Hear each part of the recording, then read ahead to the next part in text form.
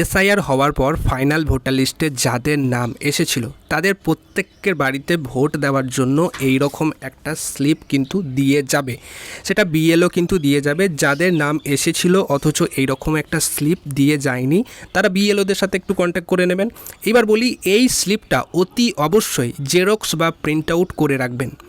অতি অবশ্যই জেরক্স বা প্রিন্ট আউট করে রাখবেন, কারণ এই এসআইআর আবার কিন্তু পরবর্তীকালে হবে। যেমন 2002-এ হয়েছিল, 2026-এ হলো, আবার কিন্তু 25-30 বছর পর কিন্তু আবার এসআইআর হবে।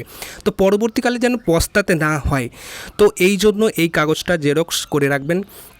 এখন আপনার মনে হতে পারে আমি তো 2026-এ ভোট দিয়েছি, তো সেই ভোটার লিস্ট তো বিএলওদের কাছে থাকবে, তো আমার জেরক্স না করলেও হবে। তখন আমি বলি, যদি কোনো কারণবশত যদি আপনার নাম যদি না থাকে, তখন আপনাকে যদি বিএলও বলে যে আপনি 2026-এ আদৌ কি ভোট দিয়েছেন, তখন কিন্তু ওই জেরক্সটায় কিন্তু তাদের মুখটা বন্ধ করে দিতে পারবে। তো আপনার মুখের থেকে এখন কাগজের দাম কিন্তু অনেক বেশি, তাই আমার অনুরোধ, আপনারা একটু অন্তত 2 টাকা লাগবে জেরক্স করতে একটা। যদি আপনার পরিবারে যদি 5 জন থাকে তো 10 টাকা লাগবে জেরক্স করতে, এমন কিছু লাগবে না। পারলে একটু জেরক্স একটু করিয়ে নিন, তাতে আপনারই সুবিধা, নয়তো আপনাকেই পরে পস্তাতে হবে।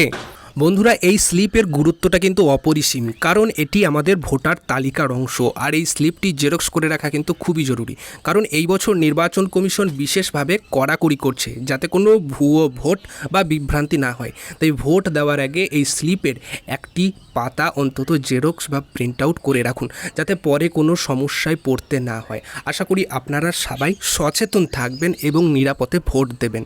ধন্যবাদ, সবাই ভালো থাকুন, সুস্থ থাকুন।